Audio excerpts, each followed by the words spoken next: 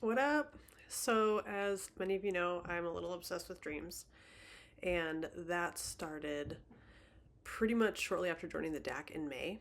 And halfway through May up till now, I have adamantly, stubbornly decided to be tracking my dreams. So, I have recorded like 2 to 5 dreams every night for the last 6 months.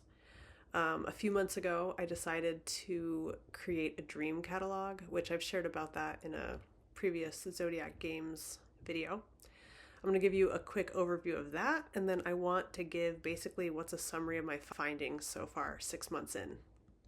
And I'll have a page for every day. I'll have the whole dream transcript here, and then interpretation, etc. in there if I do the whole process. And I track multiple things. So I have a column for felt significance, 1 through 5. Here, did I review it, interpret it, did I do a ritual, etc. I have a lucidity scale, 0 to 5, because that started seeming important to track.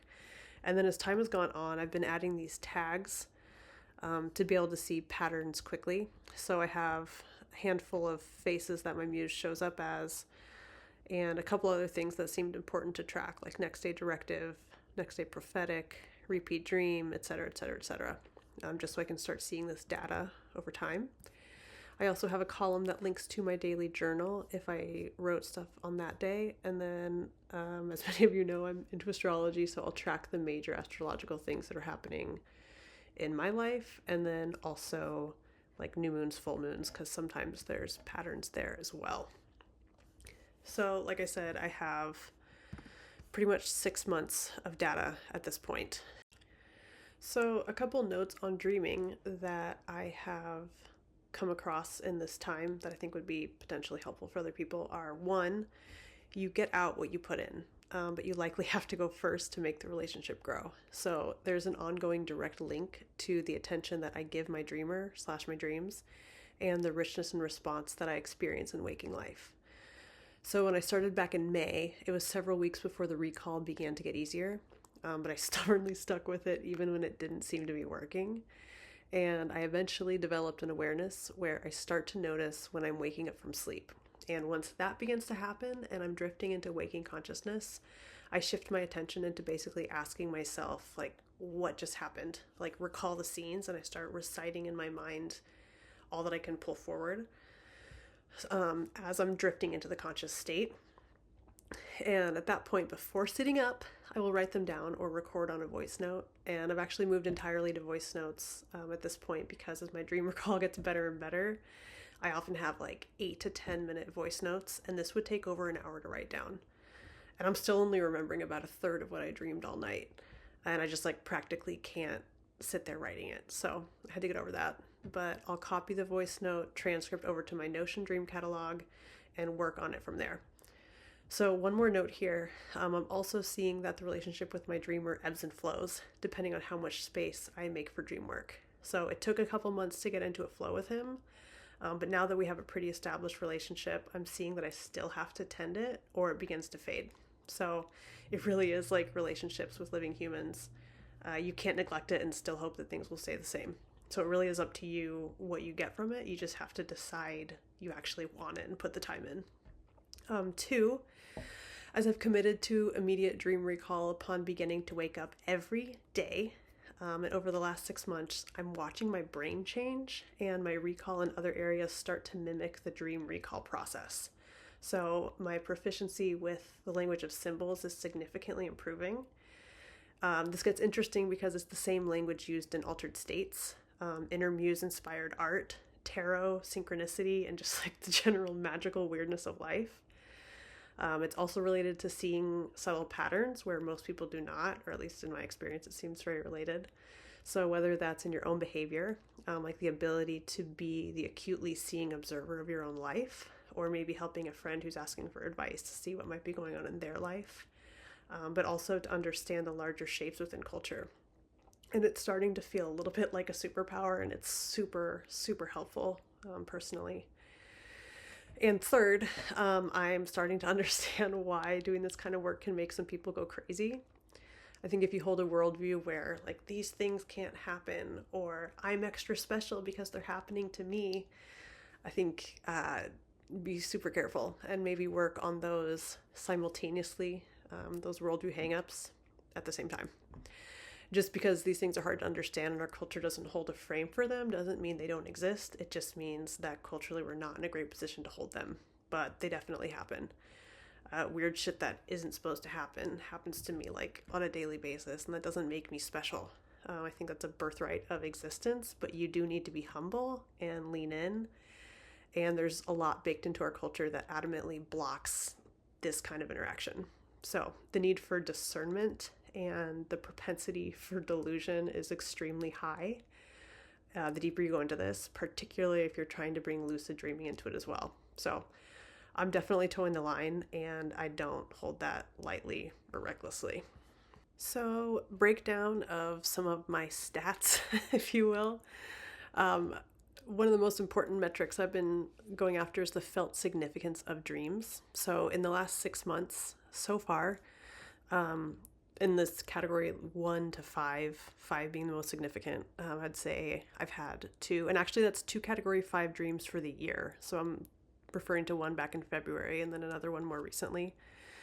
I've had about 4 to 6 category 4 dreams, 2 to 3 dreams per month that I would say are category 3. So those are usually the ones that I'll more closely work with.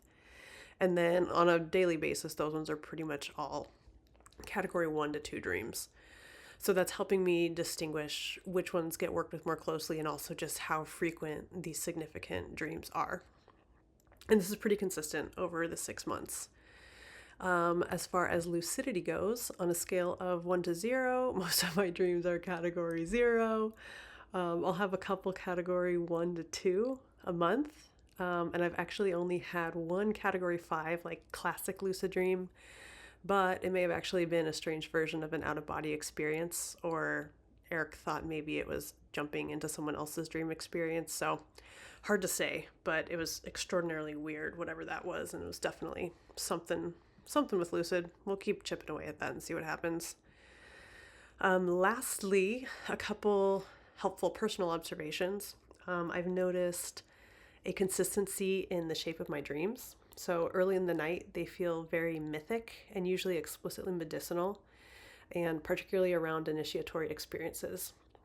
As the night moves on, it gets more complex and mundane, but often echoes what happened early or creates an arc from early on. The early dreams often hold the most medicine, but they're the hardest to bring through because I have to make it through the whole night remembering them as I traverse all the other dreams and wake up. So sometimes I get them, sometimes I don't. The next is this distinction and observation around prophetic dreams and also what I've called next day directive. So also around initiatory experiences, retreats, medicine ceremonies, etc. I've noticed the pattern that my dreams tend to get prophetic and sometimes will branch out into the group experience. So I have no idea how to move with that yet. I'm still just in the observation phase, but after 6 months of close and careful observation, it is 100% happening. And recording conscious and careful data on this is a big part of why I even started this project. So the distinction I'd make there is prophetic is something that happens that I have no control over, that occurred in my dream that then happens in real life. And there's no way that I could have like somehow subconsciously seeded the idea and then made it happen. It's like totally out of my control. However, a next day directive is something happening in waking life that directly relates to something that occurred in my dream that I choose to lean into. So this could be something that maybe was a subconscious plant and then I see something that happened. If I wasn't being careful, I could think it was prophetic, but the truth is like, well, I had some control over that, or I could have somehow made that happen. So I take that as a directive, like something to follow, and I've noticed as I lean into those, really cool things happen, but I wouldn't specifically call that prophetic. I think it's important to distinguish those two. And then lastly, I've been tracking how my dreamer shows up, and there's 4 men that show up pretty frequently.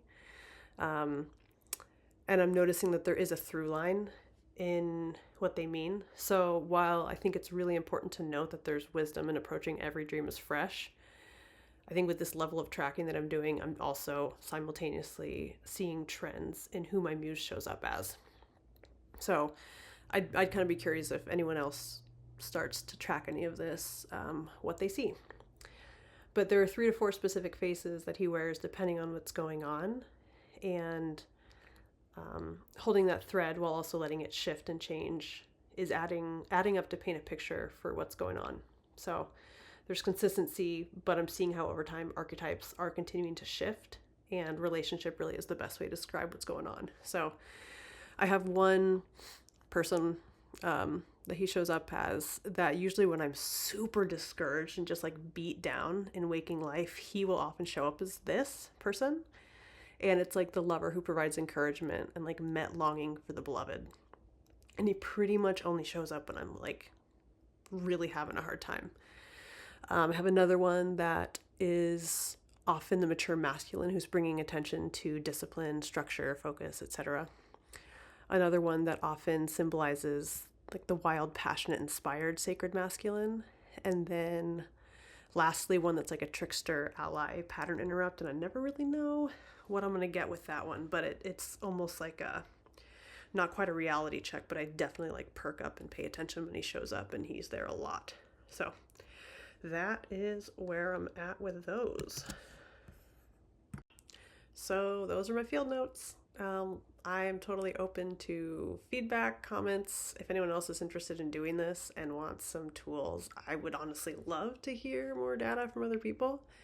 So let me know what you think, and thanks for watching.